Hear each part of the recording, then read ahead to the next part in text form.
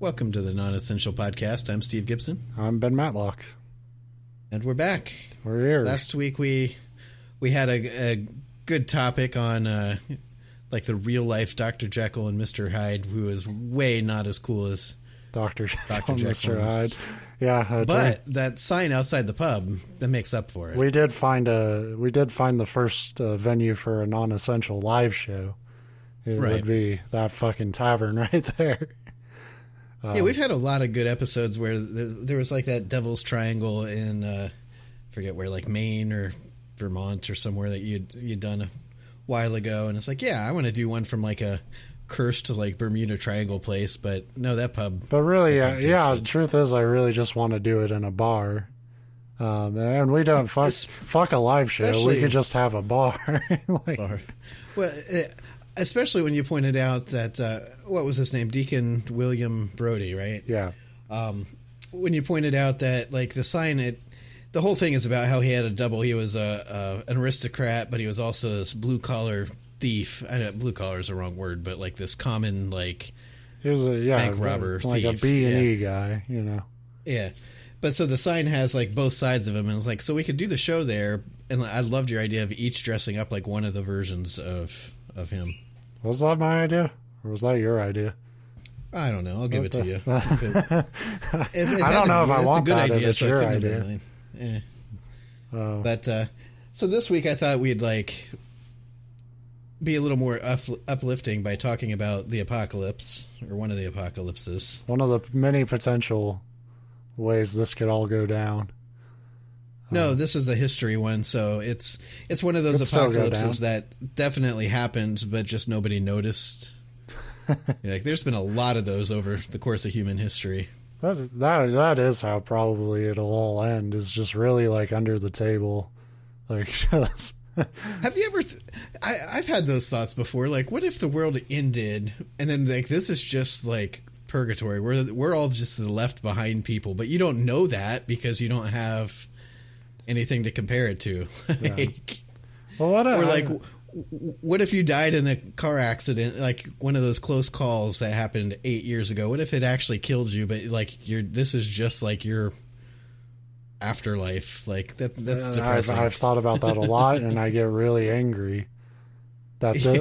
Like it's the thing where it's like, what if you're just in a dream right now? It's like, well, then my fucking dream sucks, and this is shitty. Like, we could be doing fucking anything, and I'm, like, eating, like, leftover fucking bratwurst from, like, 3 days ago. That's the part that would piss you off, because I do remember, not, like, all my dreams, but I have vivid dreams, and some of them are really cool. So that would tell you that, like, maybe you're in a coma, and, like, your concussed brain has the ability to dreaming about really cool stuff, but then chooses to make your everyday this like mundane workaday thing. Yeah. Like, that would be something my asshole brain would do. Yeah, totally. Well, that's what my brain does with real dreams. Like, all my dreams are pretty like mild-mannered and depressing usually. And then I wake up and I was like, ooh, that's eerily close to the reality. And my work polo is blue instead of red. Ooh la la. Well, that would be all right, but no, like any fantasy that I can come up with, like to be, I do have that. We all have that kind of fantasy, but it's like, for me, it's just like, wow, this is mostly boring and kind of depressing and not very fulfilling all the time. So if I am in that coma, if this message could get out in any way, please pull the plug on me, because this is not okay. This is not getting good. Anyway, but you have some more uplifting than that, for sure. Yeah. Like I said, it gets hard thinking of like topics, and I thought doomsday stuff. I think I just came across this and was like, yeah, that sounds like a good one. Because, like, isn't it funny that, like, how doomsday predictions always seem to harm or kill more people than the, like, actual doomsday event itself? I mean, wasn't that's kind of the whole deal with, like, any, like, death cult or whatever. Is like they think the end of times is coming, but they don't trust like God to do the job well enough. So they have to like get the jump on him and be like, drink the poison. It's like, I think God could take me out if he really wanted to. Like, yeah, and I know that the whole thing is like, well, it's a test of our faith. It shows that we're not afraid. It's like, well, then why do you have to wait to Doomsday to do it? Then couldn't you just do that on a Tuesday? Well, technically they don't. They don't wait till Doomsday. Well, that's true. And like, you know, a lot of it's just like manipulative power control when it comes to cults and stuff. But you know, there are people who genuinely believe it. And if there was an afterlife, like I'm not spiritual, but if there was one, you have to imagine they're all like, fuck. They kept going for years after that. They're still going. Yeah, and that's when like Jesus walks up next to him. It's like, hey, by the way, if you hadn't have died, you would have won the lottery on Thursday. And they're like, son of a bitch. It's better than what Jesus probably be like, hey, like, it doesn't get much better. Yeah. Especially if you killed yourself as part of some doomsday cult, because that's kind of outside of his. It kind of says what kind of life you would have led if you kept going.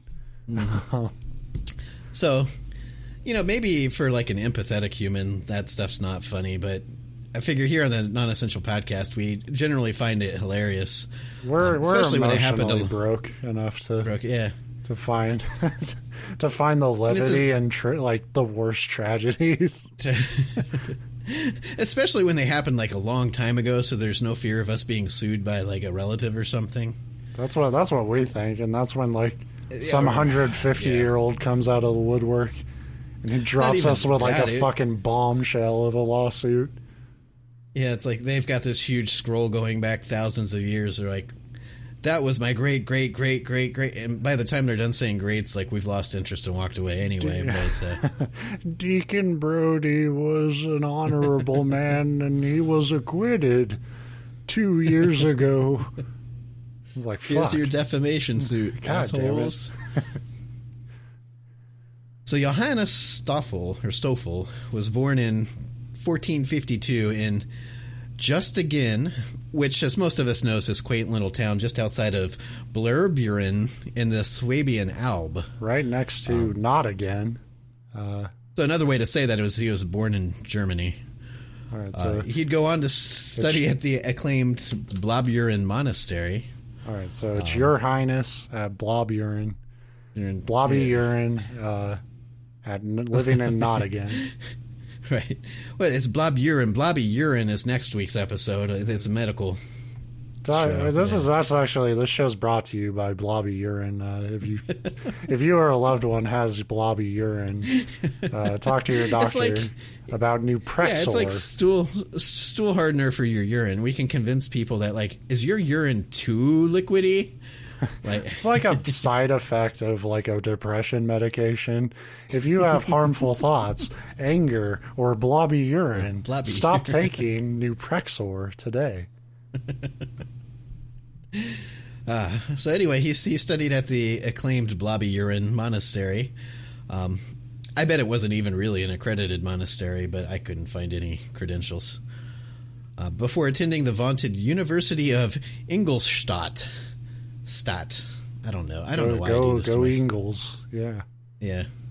The Fighting Schnitzels. So basically, Johannes was a very educated man by 1400 standards, which we all know makes him an extremely dangerous and evil individual. Yeah. Gotta take him out. If they liked school, fucking... It's one of those things back then, like education went hand in hand, well, it still kind of does to some extent, but hand in hand with wealth. But back when the masses generally didn't go to school at all, that was basically something you would do so you could be a dick to everybody else, because no matter what you said, people were like, he's smart, he must know what he's talking about. Yeah. I must go back to my pigs. Yeah. No, I don't know. I think that's Swedish.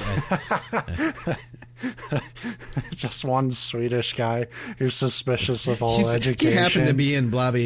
Yeah. He's not even from there, but he's like, read books, y'all. You stay away from me farm.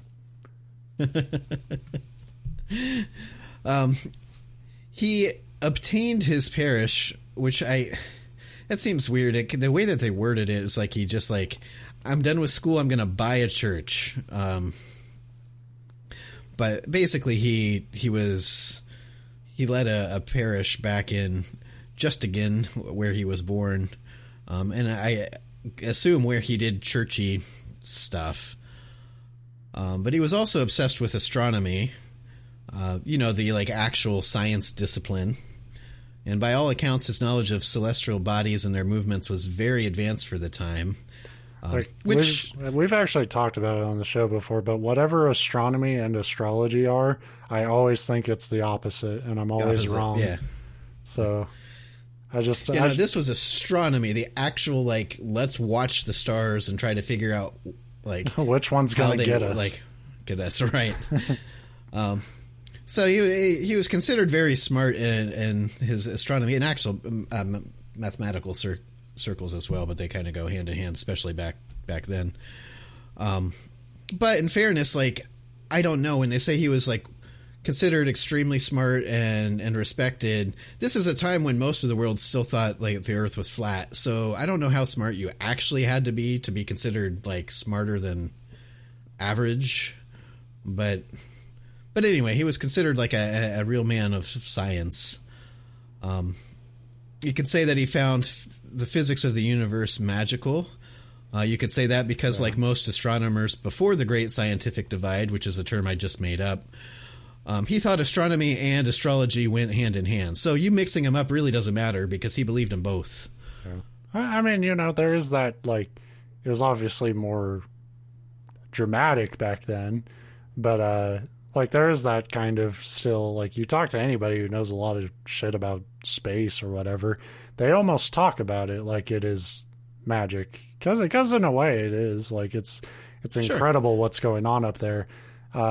It's just in the past they were a lot more willing to... Like, they literally like, thought it was magic. Like, they were more willing to just kind of make shit up about how all that stuff was happening.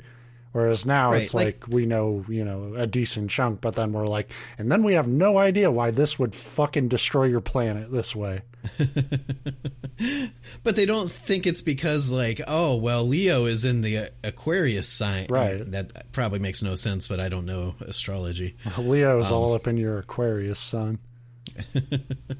Yeah, today, like, basically, if you're like really into this astronomy and the sciences, I know very few astronomers that actually give a shit about astrology because they're science people. Yeah. And then kind of vice versa, the astrology people tend to know like astronomy terms, but they probably couldn't, the average person couldn't tell you like why a black hole like does what it does. Yeah. Obviously I can't tell you that either, but why are you so mad, Mr. Black Hole? So anyway, Johannes believed in both. So when he correctly, I guess, devised that in February of 1524 there would be 16 planetary conjunctions in the watery sign, in other words, Aquarius, he realized that could only mean one thing: floods of biblical proportions. So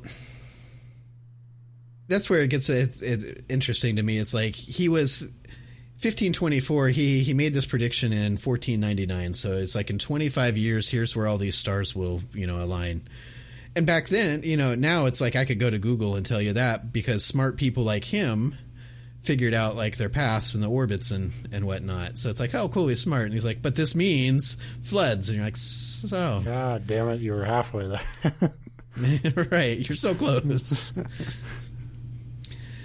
So, between preaching and writing sermons, he made sure to find time to publish his prediction that the world would end more or less end via flood. It didn't necessarily say this is literally the apocalypse, but it was, Noah's Ark level flooding. Fortunately, or maybe unfortunately for the people of Europe, that left them about 25 years to prepare. It seems like when his prediction was first made, nobody much took notice.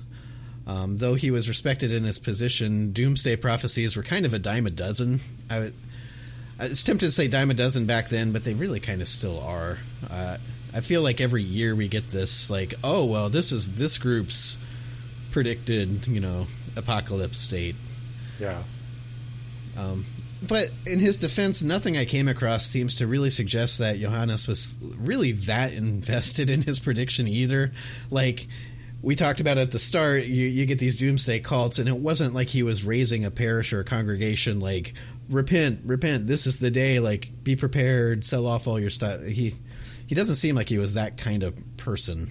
It was more like, here's some ministry and here's astrology, and by the way, we're all going to drown on this date, but after that, the way like fucking like scientists talk about climate change, they almost talk about it like they'll be here afterwards, still studying shit. Right. I was like, why aren't you freaking out like I am? And maybe it's because he's like, well, I'm smart enough to, like, I know how to survive this because I'm a scientist. Like, oh, you fuckers will be dead, but I'm not that concerned. I mean, I made a bunker 30 years ago. Why didn't you make a bunker? In the years after his prophecy was made, his professional career grew in prominence and esteem. Of course, that meant that the people who were like just starting to hear about his prophesized flood were beginning to take it more seriously. But so, in other words, like as he grew to like these positions of even more, prominence, he was like a scientific or a mathematical advisor to some. They weren't really kings at that time back then, but some royalty. And then people were like, wait a minute, this guy's got to be really smart. This prediction must be really smart. Wait a minute, he did book stuff. Yeah. So, and it wasn't like he didn't talk about his prediction. He just wasn't raising a cult around it. But as a kind of a funny footnote, as the popularity of his prediction grew, apparently scientists in other parts of Europe kind of like jumped on the bandwagon and attempted to like one up the prediction by suggesting that their superior knowledge showed that the flood would actually occur 1 month earlier than he predicted. So kind of like one of those like, well, yeah, he's kind of onto something. Kind of that shitty Price is Right, like $1. Him saying that, and then they do $1 less or whatever, and like, fuck you. Yeah. And what makes it so funny to me is because we know, obviously, we're recording this podcast in 2019. The world did not end in 1524, so we know that he was wrong. But the fact that other scientists would like jump on it, like they would use it to like boost their own like careers. Like, well, yeah, he's kind of onto something, but actually, like, he just shows you like thought it all the way through, which shows you completely how full of shit they were. Right. But of course, the problem with like moving up the doomsday date is that when it comes and goes without incident, you look even dumber than the guy that you were trying to one up. Yeah. So at some point in the story, that's really shitty when you like when the guy you're ripping off gets busted for being wrong, and then you're like, it's like if you make yours later than his, when his comes and goes, then you're like, see, he was wrong, but we're the right one. But when you make it before, it's like he's an idiot. We're right. Well, that's like copying the kid next to you when you're taking a test, not realizing he finished the test like 20 minutes ago. And he's like, he's just writing bullshit on a sheet of paper. Right. So, and that kid was wrong. He failed the test too. Yeah. Anyway, in Germany and elsewhere throughout Europe, apparently, as like this date of 1524 approached, in the years like leading up to it, property values along rivers and valleys plummeted, and the boat building industry exploded. And you know what? Good for them. You see a need, fill a need. Yeah. If people happen to think that they have no choice but to give you money or die, that's their fault, because capitalism is the best. And everyone should have a boat. I firmly believe that. Because maybe it didn't happen then, but that flood could happen. Mm-hmm. And you're going to want a boat, or you'll feel stupid. So while the working class jerks were busy buying whatever canoes they could afford, the affluent were busy building or doomsday prepping in style is how I put it. I need a boat that can carry all my stuff.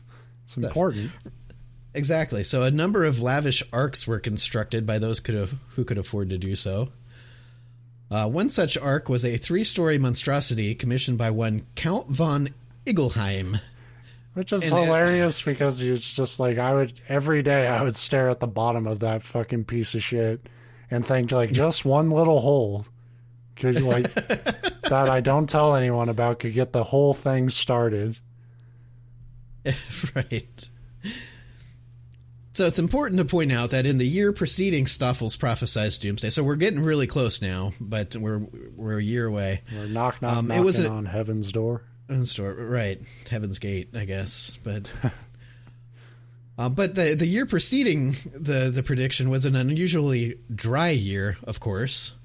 That's right, as everybody was busy selling everything they owned and abandoning property in preparation of the flood. Lawns were wilting and dying because there just wasn't any rain. But that didn't slow a lot of people down. He's just saving it up for the big flood. Right. That's the funny thing is it's like, to me at least, reading back on this, it seems like ironic and just like extra, like how stupid you are to believe in the flood. But to them, it was probably a sign like, hey, like anything unusual is going to like back up. Coming. Right. It's just like the omen, like, the gods are punishing us ahead of the flood or whatever. So having completed his ark on the eve of the certain death flood, Igelheim and his closest friends and family boarded his ark. He had guards posted to make sure that nobody else came aboard because, screw the poors. However, the poors soon noticed that this rich and thus apparently smart guy was like suddenly holed up on his ship just waiting for the riffraff to drown. So like it's one of those like, all right, everybody, let's sneak aboard our 3-story ark. Nobody will notice. And everybody's like, hey. Totally, because it's like the size of a little town. Like, right. And you got to imagine, reading a story like this, it's easy to picture like everybody's running around, doomsday, apocalypse, the world's in it. But I imagine it was a lot like, we've lived through the Mayan calendar thing, the Y2K. Yeah. I imagine it was a lot like that, where you had people, probably a bigger chunk of people that were like, oh my God, this is serious, we're all going to die. But there was still a good number of people that are like, you're all stupid. Like, or people like me and you that were probably like, we might die, but I don't care. Like, I'm not making a boat. I'm tired. Right. Like, yeah, I was going to say it's probably a lot more of that because even like, I mean, we knew the Mayan calendar shit was bullshit, but I remember like being a kid, like during like Y2K and like, everybody was like, oh, it could be the end of the world. And I was like, well, that's great. I'm going to just keep living like nothing's going to happen. And right. Well, I worked at a grocery store when that happened. It was one that had like the attached gas station. Yeah. So that was interesting because the like 2 or 3 weeks leading up, kind of like this period we're just talking about here for this, you did have people, like I remember people pulling up to the gas station and pickup trucks with like all these like 10-gallon, gas canisters and filling them all up. And like it was hard to keep water stocked on the shelf. But for the most part, my day-to-day life and going to work and going home and stuff really looked like every other day before. Yeah. Like it wasn't like the entire world was doing that stuff and people were fighting each other in the aisles. But I people understand just in some got areas like so weird back then for that because like the idea was that like our computer systems would all be fucked or whatever because they wouldn't be able to tell time somehow if one more year went by. And then that meant you wouldn't have access to your money and cash registers. But people really thought like, oh, that would fuck up, like the computers fucking up would fuck up like aircrafts or whatever. But somehow that leapt to another insane conclusion that like somehow planes would just lose the physical ability to fly. Right. Like they were going to just like Looney Tunes vertical drop onto cities. Yeah, so anything that had a computer chip in it was like, oh, that's going to fail, but that'll lead to like, we won't be able to watch TV, so we won't be able to see what's going on in the news, so we won't be able to, it's like, eh. But anyway, like my point, there were people like buying up all the canned goods that they could and water they could and gas that they could, but our town didn't go like it wasn't the purge where people were fighting each other to the death in the streets for like goods and resources. Had things gone bad, it probably would have happened. Right. But anyway, so the whole point back then, same type of deal here, where there were people that had bought boats that thought this flood was coming, but there was a good number of people that were just like, yeah, whatever. But as this Count von Ingelheim and his wealthy people boarded this 3-story ark, a crowd gathered. Some people were demanding to be let on, and a lot of the crowd was just there making fun of Ingelheim and like just to see like, the spectacle. Hey, that's going to look really stupid in like 2 more days. Right. And that's exactly what was going on. And then it started raining. So now the crowd believed more than ever that the flood was upon them, and they grew violent. Despite the fact that it was just a light drizzle, they panicked and they stormed the ark. They drug von Ingelheim off and stoned him to death. And then it quit raining because, of course, it was not the flood. Yeah. Just imagine there's like one guy who just like, oh, rain, great, I can tend to my farm now. And like everybody else is just losing their minds and like murdering a guy. Right. So they did. They literally pulled him off the boat and murdered him. But then it stopped raining. It turned out it wasn't even like a good summer storm. It just happened to like get a little bit of look who has to fear God's wrath now in the drizzle. Imagine how fucking awkward that walk home must have been for the crowd that just killed a guy. To be fair, my defense, like he shouldn't have built a boat like that. That was just and then basically taunted the poor people. Like, you were kind of asking for it. Yes, and no, we've talked about stoning him to death was probably a bit much, but that boat was a bit much. All right, that's true. And if you're not going to do it to hell, like you share that shit with the rest of the class, or you go to detention where you get stoned. Hey, man, it's fucking 1500s justice or whatever. You're. Well, yeah, and that's why a lot of people right now, they want to go back to that, like, just let the community play. It's like, no, this shit happens. Right. Like, we've talked about, this one, you probably would shed less of a tear than some other people that this kind of thing has happened to. But still, that's the thing. It's a bunch of people losing their mind over a prediction that wasn't based off of actual, like, concrete evidence. And it is bad, but I still maintain he's a shithead. Yeah. Yeah.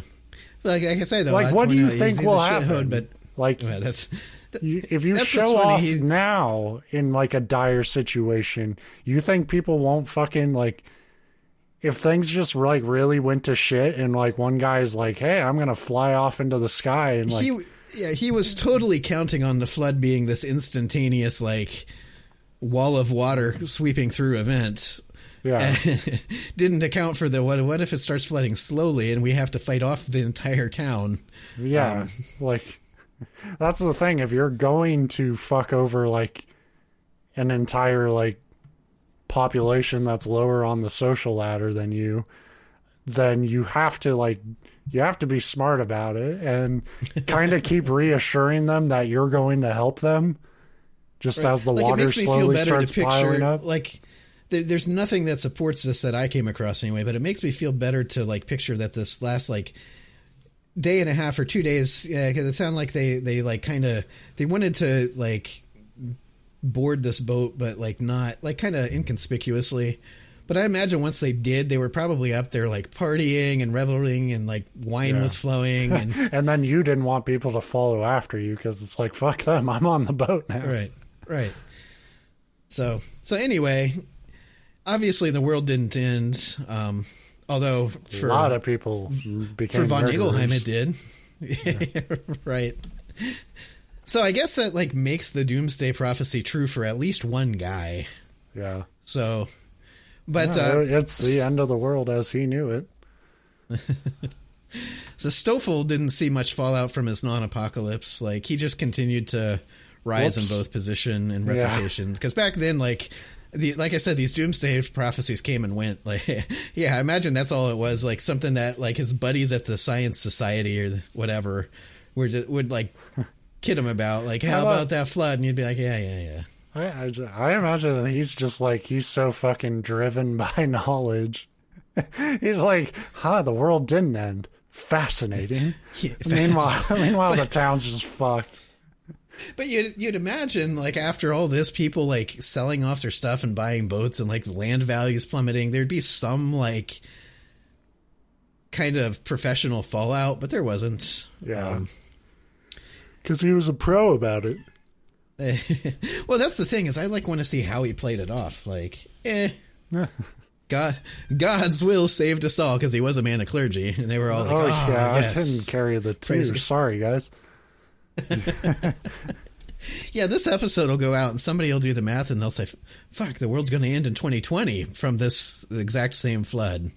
That's all right. Take me out. If it's a flood that does it, then there's a chance the whales will hold on, and that would be cool. Like, you can continue to go on to be successful until he contracted the plague and died in 1531. I bet he didn't see that one coming. Yeah, the stars tell you about the Black Death. we're just being smug shads.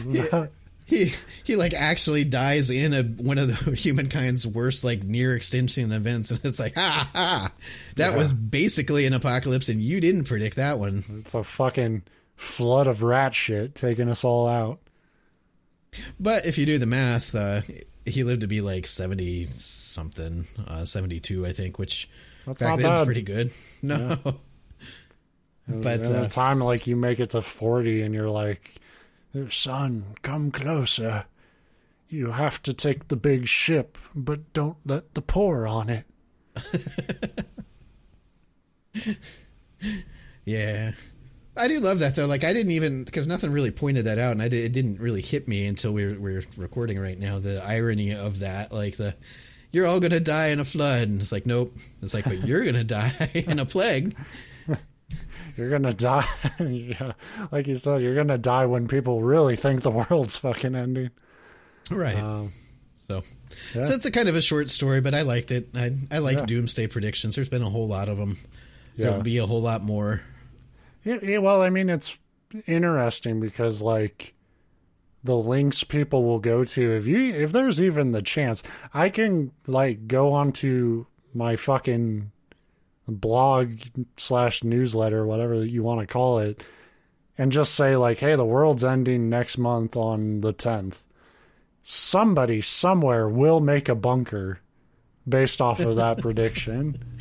Yeah, I mean, and it's, if you look at these like throughout history and then throughout recent history, like we said, we had the Y2K thing, the Mayan calendar thing. I don't remember seeing a lot of people taking that super seriously outside of like the tinfoil hat, like darker corners of the internet. But like the people who are already ready for like an end of the world thing kind of latched onto the Mayan calendar. But I think that kind of applies to like all of them. And I wonder if it's this like just this psychological thing that people want to be part of something bigger, and what could be bigger than like, my lifetime was the end of the human race, like we were it, like I don't know who you're gloating to, because then there's nobody left. Well, I mean, I think like when it comes to like those doomsday prepper people, I think part of it is like you want to, like you said, you want to feel kind of special, and what would be more special than being like one of the few people who survived an end of the world event. But also like when you see them, like I've seen like documentary shows about them and stuff, like it's clearly a hobby. Like it's clearly something like a project for them. Like they get a kick out of like building their bunkers and talking to other people who believe this shit, and like and it gives you that thing that draws a lot of people to stuff, is it makes you feel smarter than everybody else who either doesn't believe or can't properly like prepare. It makes you feel like you're almost more evolved. Like look how good of a survivalist I am. Yeah. So it does hit on a lot of those like human ego kick things too. And as long as you're not like fucking capturing people and sealing them in your bunker, I don't really give a fuck what you do with your time. That's the thing, is it's like, and it's a whole other conversation we were in today on Twitter that I could get into that I won't, but it's like one of those things too, like I really don't care as long as you're not hurting anybody else, but there's been a number of times throughout history where they've let it hurt other people. And then, like you said, with the cult things, like you can be, if you're just one of those like psychotic, like I want to kill a bunch of people, it is one of those wrenches you can twist to like drive people to, kind of like anything, I guess you can kind of use it to kind of dig into somebody's psyche and manipulate them if they're predisposed to it. But we could be wrong, and then we're the next prediction that comes along is going to be right, and we'll be doing a podcast about it as the world ends. We're like, haha, look at all these idiot. Fuck the tavern. The first live show will come from the non-essential bunker, buried in a desert someplace. Yeah, right. I'm way too fucking lazy for that. Even if I thought it was real, I'd be like, I could either do a bunch of work and live, or just like be lazy and eat Doritos and watch TV until I die. Guess which one I'll pick. Like, I know why I feel that way, because I'm a lazy piece of shit with very little hope in my heart for anything. But, like, you're a dad now. I know. I was actually going to say that. It's like, her coming on kind of screws that whole mentality, because if you honestly felt like they were in danger, you'd be like, okay. But that's the thing. Like, you see, like, action movies, and it's like the dad would do anything to protect their child and stuff. And you would, but you would be like, oh, fuck, I have to get up. God damn it. Well, and then if like the child and wife were saved, but I wasn't quite yet there, it'd be like, well, good enough. Like, Tara, you gotta make sure you save all three at the same time, otherwise. Tara, take care of Lincoln. I found a bag of flaming hot Cheetos, and I'm gonna just sit around. I'm gonna go out how I came into this world, on the toilet. That would be my saving if you were one of those like surprise baby. I didn't know I was pregnant, so I get like birthed into a toilet. I'd have that on all my T-shirts. I'm gonna. You could just make up that story, dude. On the toilet. Like, yeah, that's true. Nobody. But then I'd feel bad because it kind of is like giving a poor impression of my mom. Well, just give her. We'll give her a percentage of the T-shirts. If we cut her in for those Steve was born in a toilet T-shirts, I bet we could make money. That's going to be whenever we get big enough to have the non-essential like gift store. I forget what you had like a great shirt idea the other day. And I have them every day. I think we'll just like sell toilet baby T-shirts. It'll just say toilet baby on it, like. Yeah. So I think she'd be okay with that. I know my mom would be. She's like, well, if you pay me, that's fine. Well, and it's funny, too, because I feel like it's giving a negative impression of the person, but it's really not. It's not like... It's just accurately summing up your child's worth from the get-go and going forward based off of that estimate. But yeah, I like that topic. That was fun. This was a fun show. It helps that I've been able to sleep the last few days. So, but yeah, we'll be back next week with more fucking bullshit, non-essential stuff. Yeah, I slurred that because I was drinking tea while I said it, but that's all right. and Steve will be a Lovecraftian horror next week. Yeah, see you then.